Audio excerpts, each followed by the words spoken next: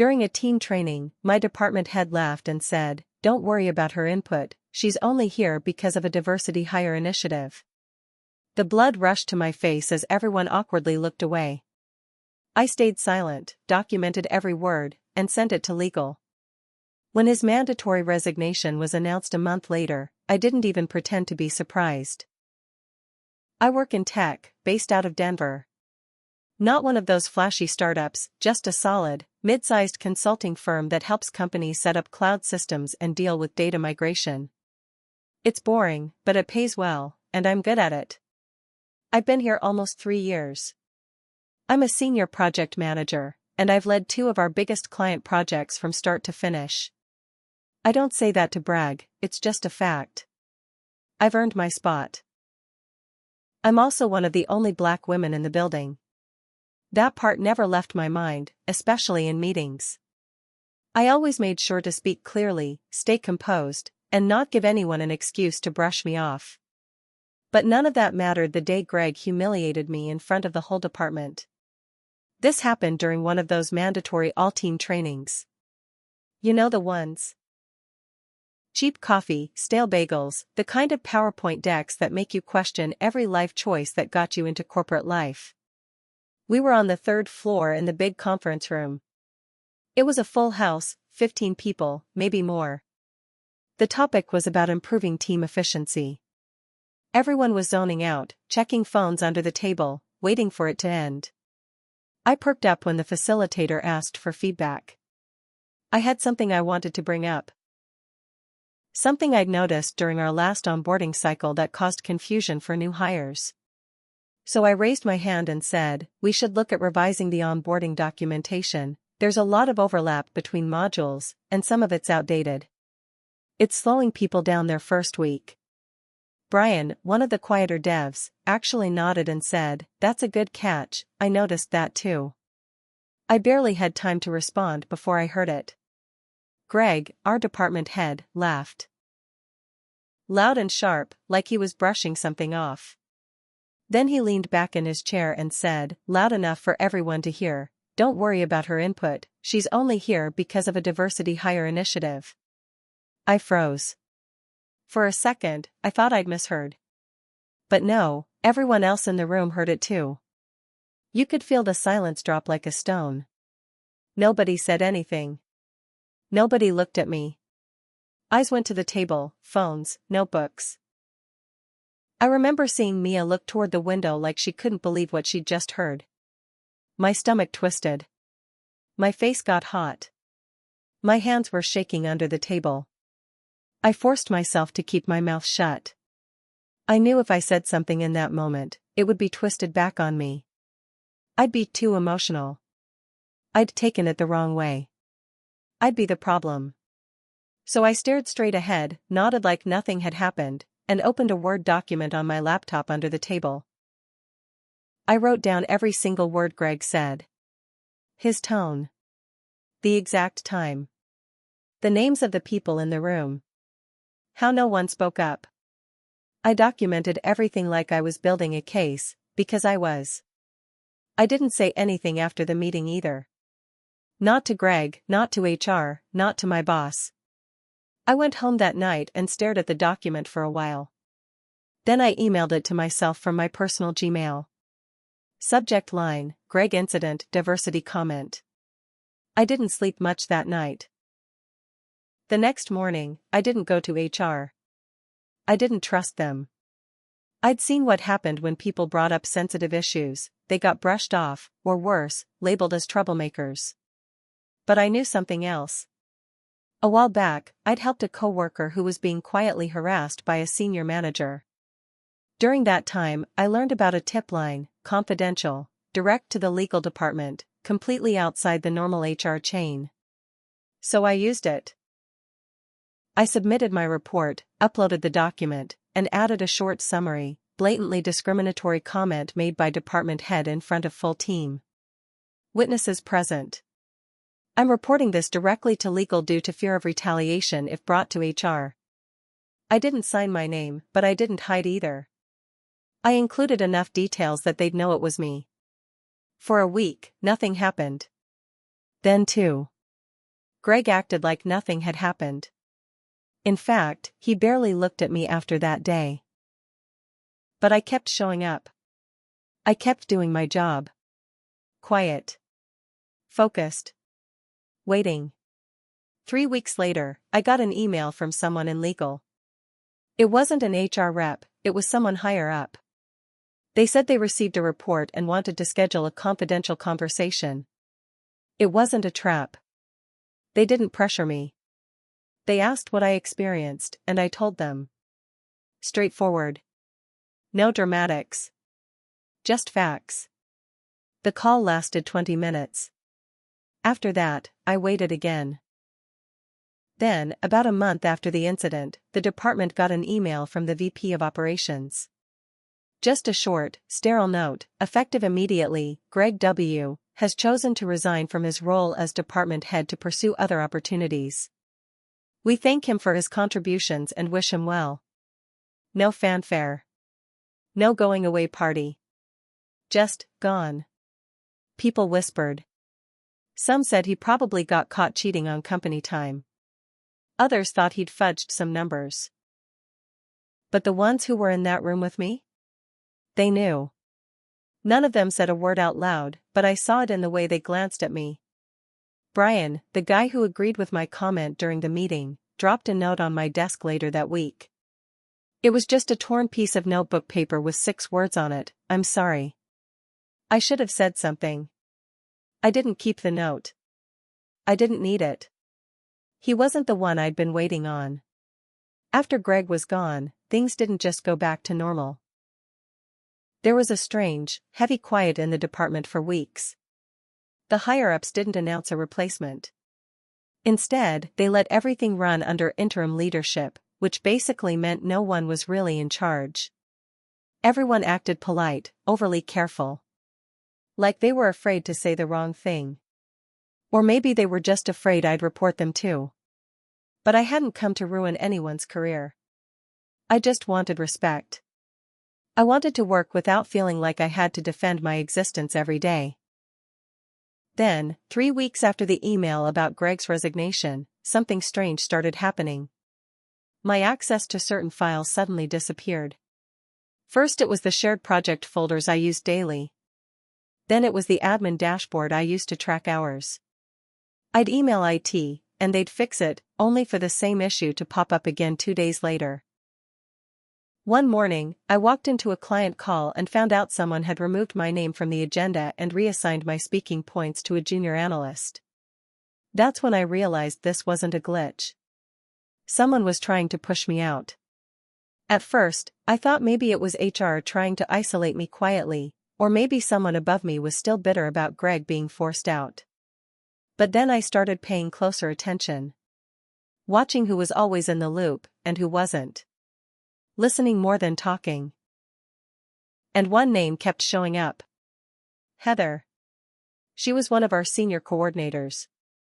She'd worked under Greg for years and had always seemed friendly on the surface. But I started noticing patterns, her name on email chains where I'd been left out, her initials in the system logs tied to file permissions, her smiling a little too tightly in meetings when I spoke up. I wouldn't have believed it at first. She always said things like, "We're lucky to have you here," or "You're such a strong voice on the team."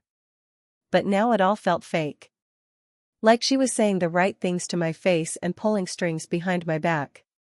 The final straw came during a Friday wrap-up call. Our client, a logistics firm out of Kansas City, had hit a major roadblock on their project. I'd already drafted a revised timeline and solution. I was ready to present it. But right before the meeting, Heather messaged me in Slack. "Client rescheduled. No need for you to join." So I didn't. An hour later, I got a ping from one of the client reps, "Thanks for your recommendations." That was a great fix. I blinked. I hadn't spoken to them. Turns out, Heather had taken my entire plan, my slides, my notes, even my phrasing, and presented it as her own. She stole my work. I didn't yell. I didn't message her. I opened my documentation folder again. This time, I added a new file, Heather incident IP theft. I logged everything. Timestamps, Slack messages, email headers, call schedules. I even pulled chat logs. And then I contacted legal again. But this time, they weren't as quick to respond. A week passed. Then 2. I followed up. Nothing. That's when I realized, maybe Greg's removal had made me a liability in their eyes. A troublemaker. Someone they couldn't silence, but also didn't want too visible. I wasn't done though. So I did something they weren't expecting. I started printing every single documented incident. Every message. Every version of every file. I organized it all in a binder. I brought it home and kept a duplicate drive. I reached out to one of our major clients, the one Heather stole my work for, and casually asked if I could schedule a one-on-one to gather feedback. The rep agreed. During the call, I explained, politely, carefully, that I'd developed the plan they were using. I asked if they had any record of Heather's involvement in its creation. They were quiet. Then they said something I didn't expect.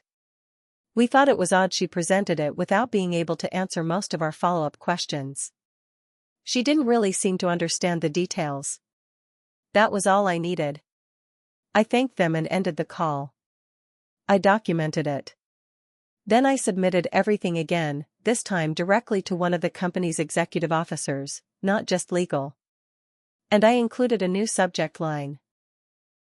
Retaliation following discrimination report, escalated activity, IP theft, pattern of undermining. 3 days later, I got a calendar invite for a senior-level discussion with 2 VPs and someone from legal. This wasn't over. That meeting invite sat in my inbox for a day before I accepted it. Part of me wanted to ignore it, but I needed to see how deep this rabbit hole went. The meeting was set for a Monday morning. 8 a.m. sharp. The kind of time they choose when they want to catch you off guard. I logged in early. The video feed popped up, 2 VPs I barely knew, Doug from operations and Carla from compliance, and one stiff-looking man from legal, who introduced himself as David. I recognized him. He'd been copied on an old memo about ethics training but never directly interacted with me. That felt intentional now. They started soft. Doug thanked me for bringing concerns to their attention. Carla said they took retaliation very seriously. But I could already tell, this wasn't going to be a friendly sit-down. They were measuring every word, watching my tone, trying to read whether I was going to be a problem for them or just a blip they could smooth over. Then David leaned in. We've reviewed your documentation. It's extensive. However, we're concerned that some of your conclusions are speculative. There's no formal complaint against Heather at this time. And to be clear, your original issue regarding Greg was handled. This is a separate matter. I blinked. They were trying to separate the retaliation from the cause. Like one didn't lead to the other. Like Greg's comment and Heather's sabotage existed in different universes. I didn't smile. I didn't raise my voice. I just said, I'd like a copy of this meeting's recording. For my records. David paused. Carla's expression flickered. Doug cleared his throat and said, we'll need to check company policy on that. That's when I knew I was on my own again. After the call ended, I sat at my kitchen table for a long time. I'd done everything by the book. I kept records. I stayed professional. And still, they were treating me like the threat. So I made a decision. If they were going to try and wear me down, I'd go where they couldn't control the narrative. I contacted a labor attorney. Not some high-rise, TV commercial lawyer. But someone who specialized in retaliation and workplace discrimination cases. She worked out of a plain office near Aurora and didn't sugarcoat anything. I handed her the binder. The backup drive. The emails. The notes. She flipped through the pages, scanned the files, and after 20 minutes said, "You've got a solid case. But if we do this, you need to be ready." They'll come after your character. Your record. Your work. Everything. I said, let them. She nodded. The next week, she filed a formal notice with the company. A letter stating I was seeking legal representation regarding retaliation and possible civil rights violations stemming from the incident with Greg and everything that followed. That's when things really blew up. IT started monitoring my email activity. My badge randomly stopped working at the main entrance one morning. Heather stopped speaking to me altogether, but I caught her whispering in corners with two of our team leads. The same leads who used to ask me for help with client deliverables were now copying someone else on all project updates. And then came the kicker. I got pulled into a last-minute performance review, not with my direct manager, but with someone from HR I'd never worked with before. She smiled the whole time while pointing to concerning feedback about my team communication and attitude during meetings. No names. No specifics. Just some employees have expressed discomfort. I almost laughed. I didn't argue. I didn't defend. I pulled out my notes. My logs. My emails. I slid them across the table and said, "You're going to want to add this to my file too. I'll also be requesting full access to my employee record as allowed under state law." Her smile cracked. They thought they could quietly bury me under fake reviews, deny access, freeze me out. But I wasn't going away. The legal process moved slowly, but the company started to feel the pressure almost right away. My lawyer filed a formal complaint with the EEOC, detailing Greg's public comment, the retaliation that followed, the sabotage, the false performance review, and the silence from the company's leadership. She included everything I'd collected. The binders. The logs. Even my Slack backups. Then we waited. HR went quiet. Heather suddenly stopped copying anyone on emails. The two team leads who used to whisper with her now looked uncomfortable anytime I passed by. The energy shifted. 3 weeks after we filed, something unexpected happened. I got an anonymous email from a burner account. Just 2 sentences, check with client A. Ask them who presented your work.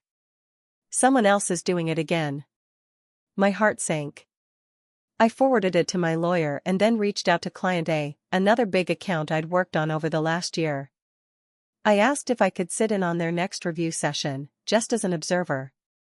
They agreed. When the call started, my chest tightened. Heather was there. And this time, she was presenting my new strategy deck, something I'd put together on my own time weeks ago but hadn't submitted yet. It had the same layout. Same bullet points. She even kept the title slide I'd drafted, Integrated Solution Blueprint, Phase 2. My jaw clenched.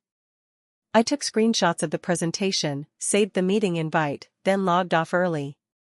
That night, I sent it all to legal again, this time with a subject line that read, "Repeat IP theft confirmed, Heather W." Client A, May 8 presentation. My lawyer moved fast. Within days, the EEOC updated the case to include additional misconduct. And she let the company know we were now seeking damages for workplace retaliation and theft of intellectual property. That was the crack that finally broke the company's shell. A week later, I got an invite to a closed-door meeting, this time with the chief legal officer and the CEO. No smiles. No fluff. The CEO looked tired. Worn down. "We'd like to discuss a resolution," he said. I leaned back. "I'm listening." They offered me a quiet exit package. 6 months' pay. A signed NDA. A non-disparagement clause. I didn't even blink. "No," my lawyer countered. "We asked for a formal apology, acknowledgement of the retaliation, removal of the false reviews from my record, and a full investigation into Heather's behavior. We asked for 18 months compensation and the right to speak freely about what happened." There was a long silence. Then the CEO said something I'll never forget, "You understand this could damage the company's reputation."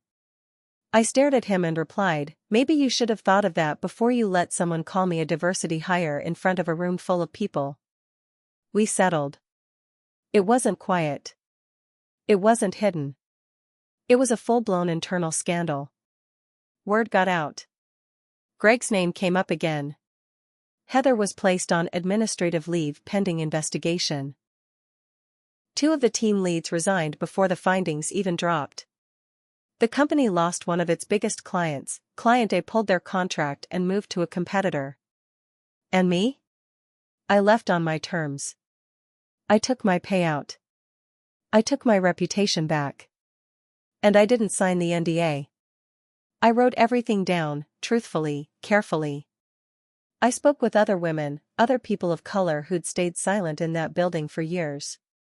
Turns out, Greg had said worse. Heather had buried people before. I wasn't the first. But I made damn sure I was the last. Do I wish I'd spoken up the second Greg said what he said? Sometimes. But staying quiet that day gave me the one thing they never expected, proof. And in the end, that's what tore them down. One word at a time,